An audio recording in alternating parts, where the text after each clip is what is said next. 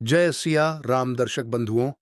आज मैं आपको सुनाने जा रहा हूं मंगलवार व्रत की वो पावन कथा जिसे सुनने मात्र से जीवन के सारे संकट स्वयं मिट जाएंगे। प्रिय बंधुओं, मंगलवार की यह पावन बेला, जब आकाश में उगता हुआ सूर्य अपने लालिमा भरे प्रकाश से धरती को स्पर्श करता है, उस समय जो भी भक्त श्रद्धा और विश्वास के साथ इस कथा का श्रवण करता है, उसके जीवन में संचित पाप स्वयं ही नष्ट होने लगते हैं।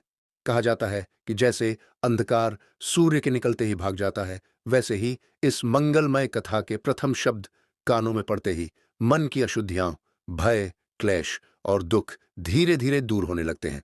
यह कथा केवल शब्दों का समूह नहीं है, बल्कि आस्था, संयम और भक्ति का वह अमृत है जो हनुमान जी की कृपा से जीवन को नई दिशा देता है। जिस घर में मंगलवार को यह कथा आरंभ होती है, वहां नकारात्मक शक्तियां प्रवेश नहीं कर पाती और वातावरण में स्वयं ही पवित्रता फैलने लगती है।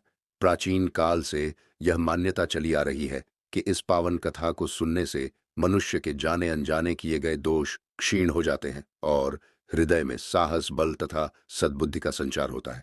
जब भक्त शांत मन से पूर्ण विश्वास के साथ इस कथा का प्रारंभ सुनता है, तब उसके जीवन की उलझनें स्वयं सुलझने लगती हैं। यह वही मंगल अवसर है जब संकट मोचन अपने भक्तों की पुकार सुनते हैं और उनके कष्टों को हर लेते हैं।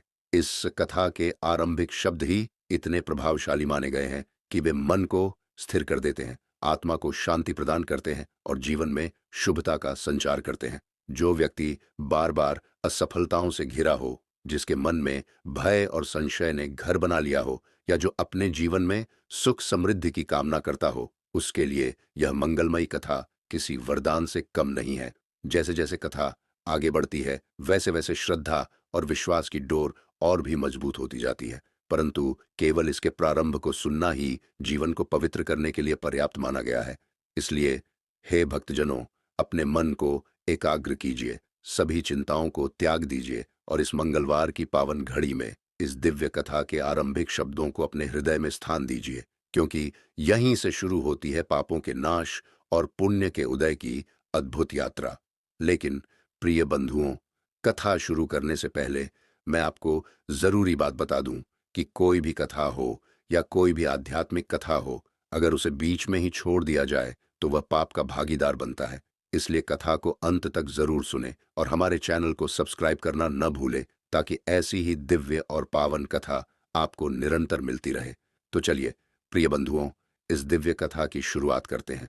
नीलगिरी की पहाड़ियों के बीच बसा हुआ था रुद्रपुरा नाम का एक छोटा सा गांव। यह गांव बहुत बड़ा नहीं था, पर इसकी सुबह बड़ी पवित्र मानी जाती थी। जैसे ही भोर की हल्की लालिमा आकाश में फैलती, खेतों से उठती ओस की खुशबू, दूर बहती नदी की कलकल और पीपल के पेड़ पर बैठी चिड़ियों की आवाज पूरे वातावरण को जीवंत कर देती।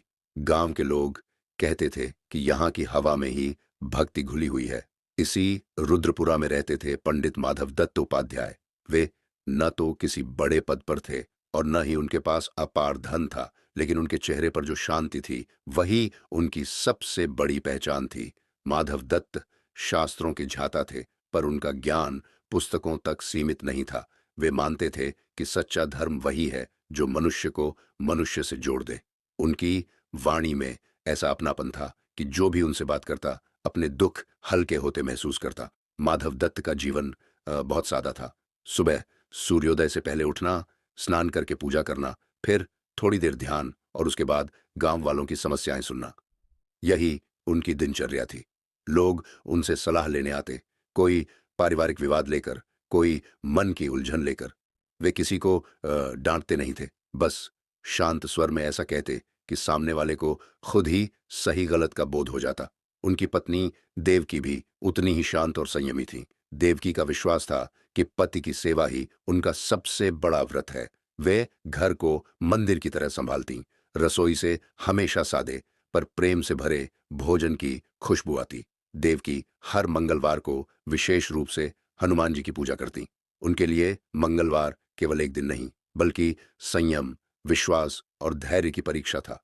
माधव दत्त और देवकी के दो पुत्र थे, आदित्य और नीरज। आदित्य बड़ा था, व्यवहार में चतुर और महत्वाकांक्षी। उसे लगता था कि संसार में सम्मान केवल धन और अधिकार से मिलता है। वह पिता के ज्ञान को सम्मान तो देता था, पर उसे व्यावहारिक जीवन के लिए अनुपयोगी मानता था। नीरज छोटा था, स्वभाव से सरल। वह कम बोलता था, लेकिन जो भी करता पूरे मन से करता। वह पिता की बातों को ध्यान से सुनता और माँ के व्रत पूजन में चुपचाप हाथ बटाता। समय बीता और दोनों पुत्रों का विवाह हो गया। आदित्य की पत्नी का नाम था काव्या। सुंदर, सुसंस्कृत, पर भीतर से अत्यंत महत्वाकांक्षी। नीरज की पत्नी बनी अनु, सीधी सादी, कम पढ़ी लिखी, लेकिन संवेदनशील हृदय वाली। विवाह के बाद घर में कुछ समय तक सब ठीक चला, पर धीरे धीरे विचारों का अंतर सामने आने लगा। काव्या को यह अच्छा नहीं लगता था कि हर मंगलवार को घर में व्रत पूजा और सादगी का माहौल रहता। उसे लगता था कि यह सब पुराने जमाने की बातें हैं। वह चाहती थी कि आदित्य शहर जाकर कोई बड़ा काम करे, बड़ा घर बनाए और समाज में ऊंचा नाम कमाए। दूसरी ओर अनु मंगलवार के व्रत को बड़े श्रद्धा भाव से देखती। वह देवकी के साथ मिलकर हनुमान जी के लिए गुड़ चने भिगोती, दीपक जलाती और मन ही मन परिवार की सुख शांति की कामना करती।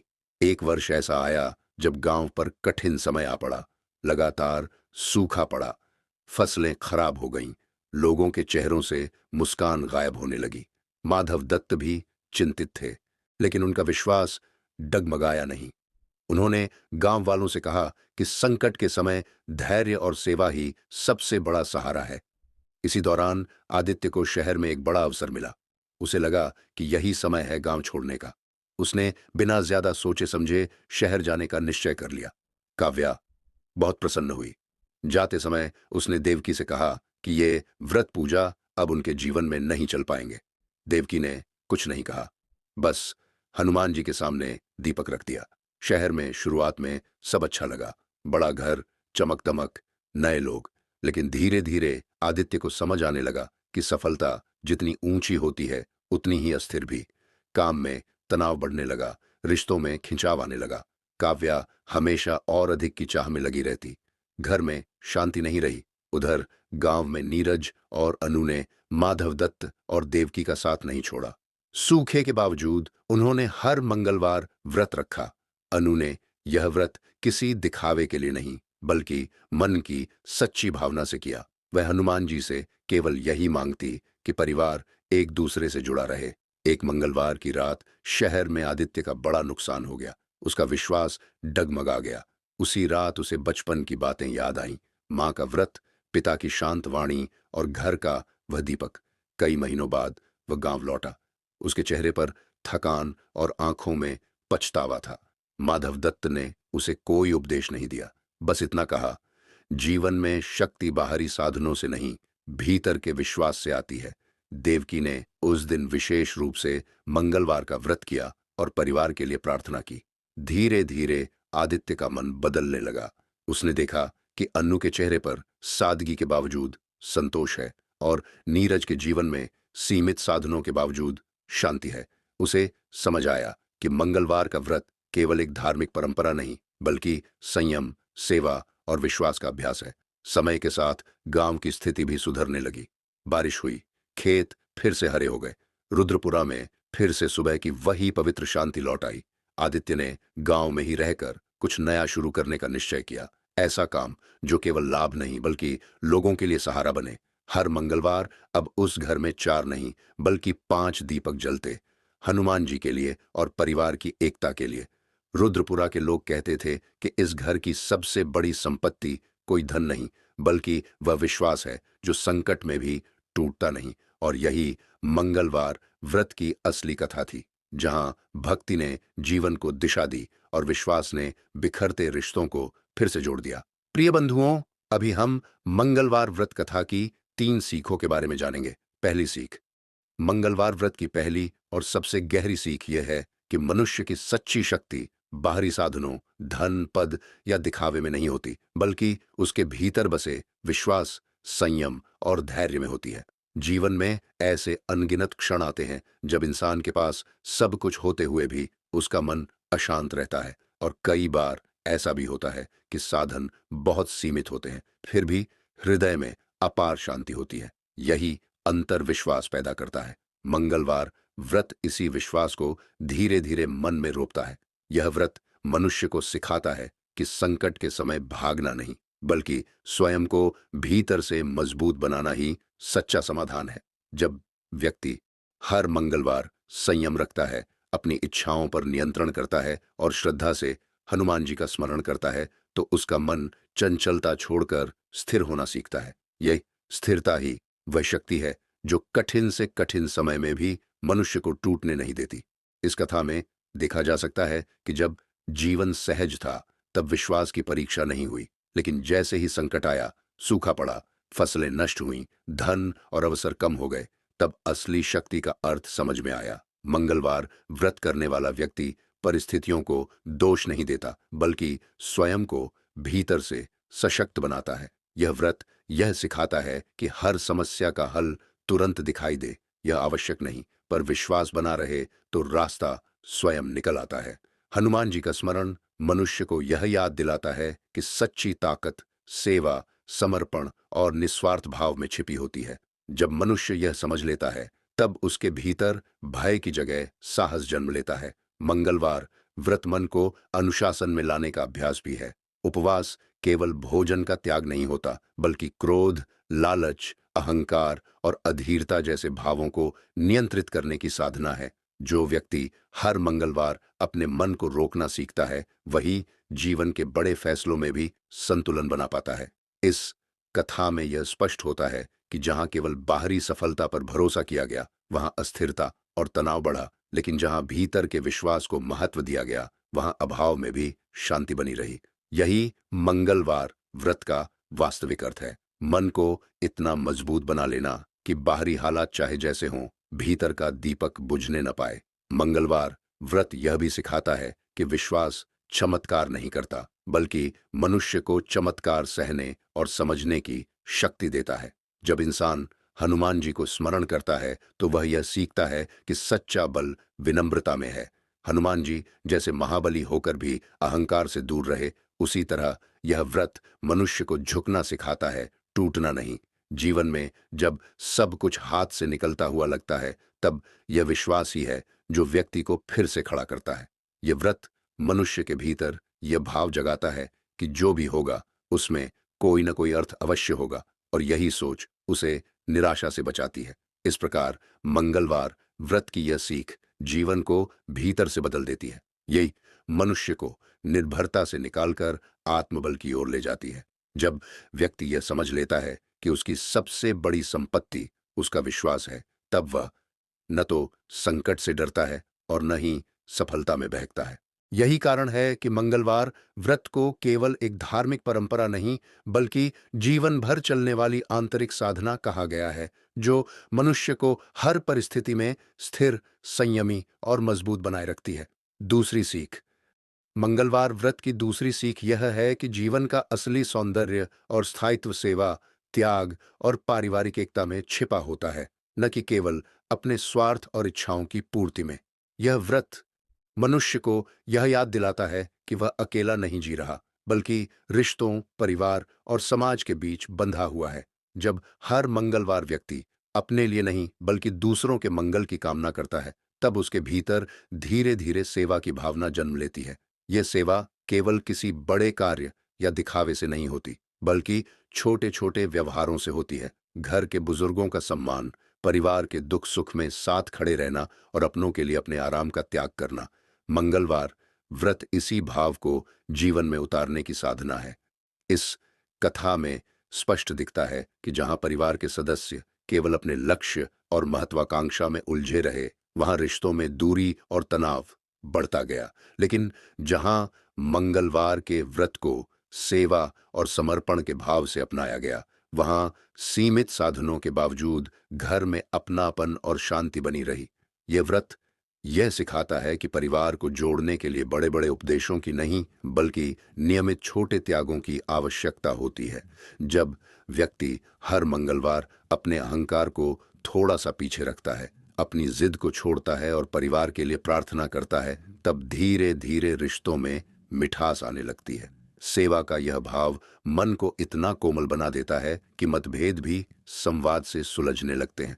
मंगलवार व्रत का वास्तविक उद्देश्य केवल देवता को प्रसन्न करना नहीं, बल्कि मनुष्य के भीतर करुणा और उत्तरदायित्व का विकास करना है। हनुमान जी स्वयं सेवा और निष्ठा के प्रतीक हैं।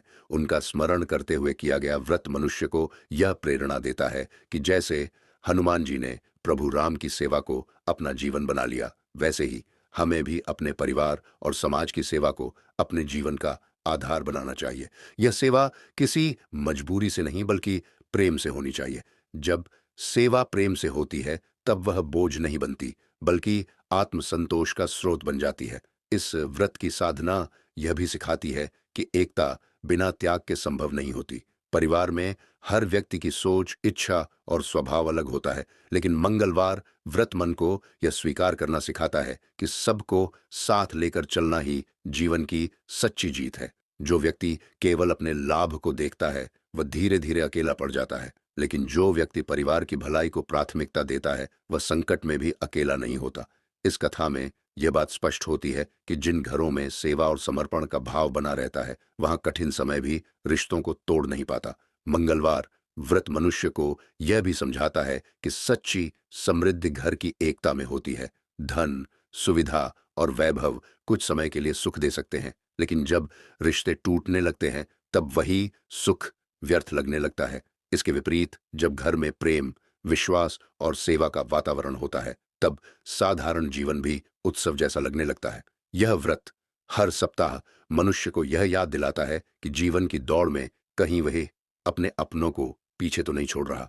इसी स्मरण से परिवार के भीतर संवाद, सहयोग और समझ का जन्म होता है। अंततः मंगलवार व्रत की यह सीख मनुष्य के जीवन को भीतर से जोड़ती है। यह उसे यह अनुभव कराती है कि सेवा करने से मन छोटा नहीं होता बल्कि और अधिक विशाल बनता है। जब परिवार के सदस्य एक दूसरे के लिए दीपक बनते हैं तब अंधकार अपने आप दूर हो जाता है। यही मंगलवार व्रत का सच्चा फल है। एक ऐसा घर जहां हर व्यक्ति दूसरे के लिए प्रार्थना करता है, त्याग करता है और एक दूसरे की शक्ति बनकर खड़ा रहता है।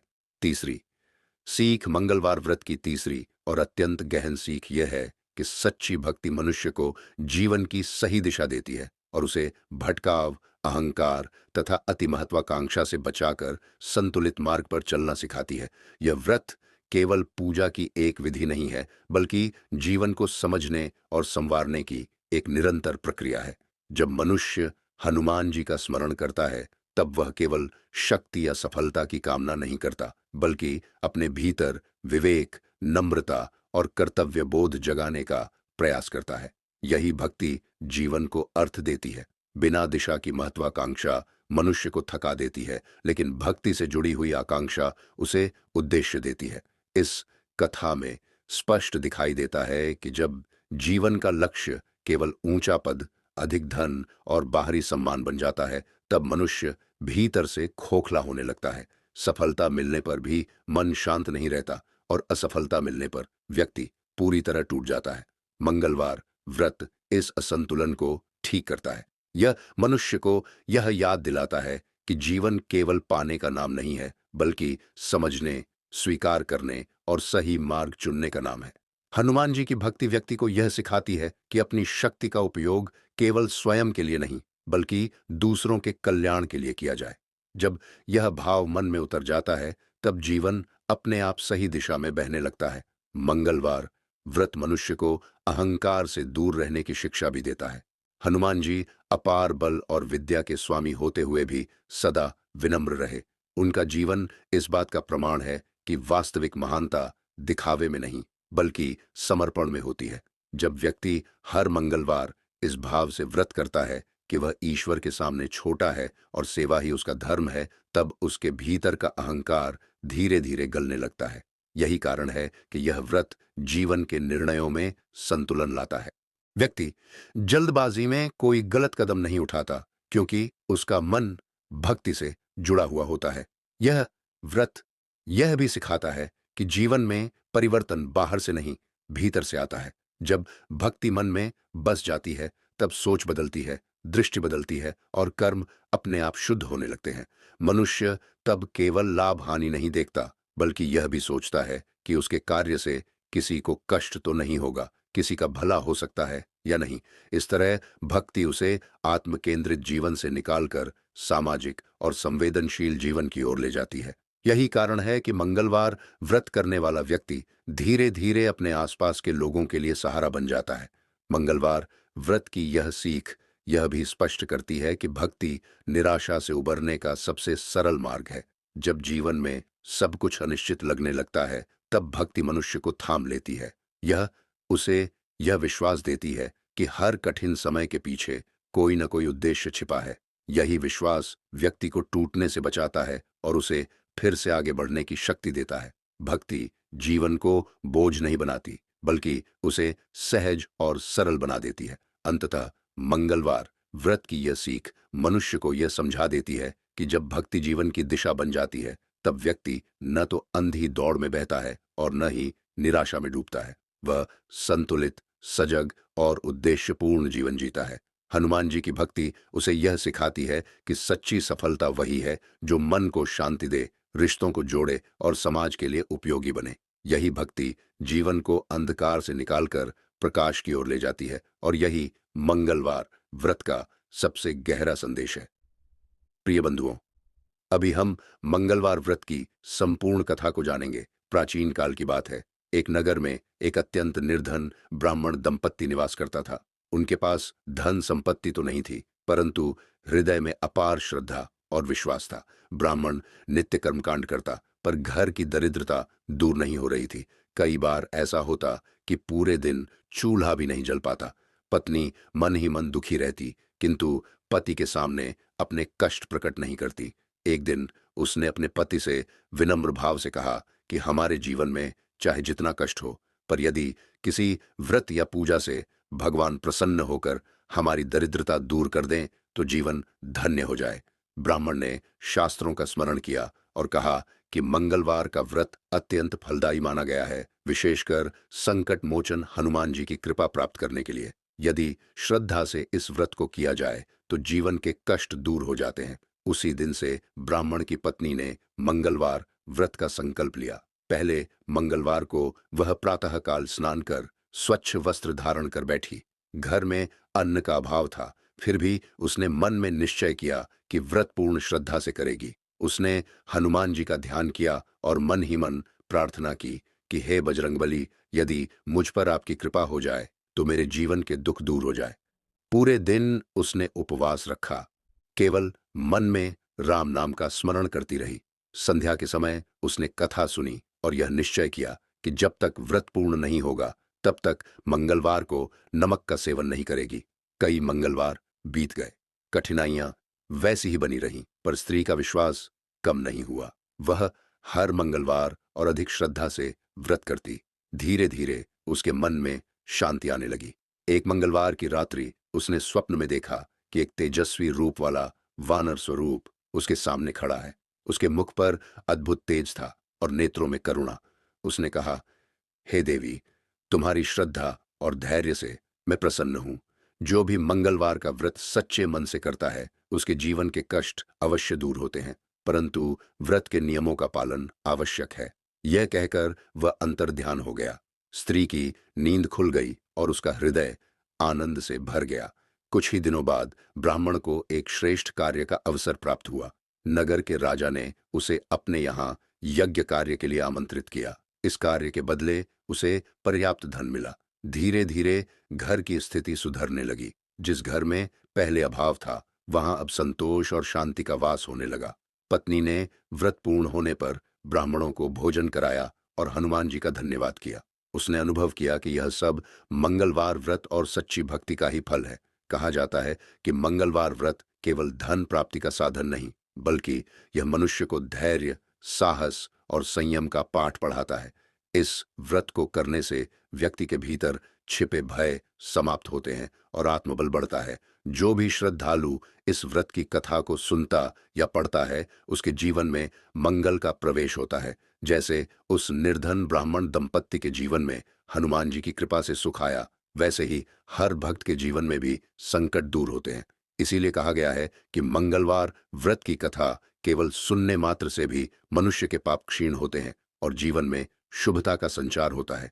जो श्रद्धा, विश्वास और नियम के साथ इस व्रत को करता है, उसके जीवन में कभी अभाव नहीं रहता और अंत में उसे प्रभु की अनंत कृपा प्राप्त होती है।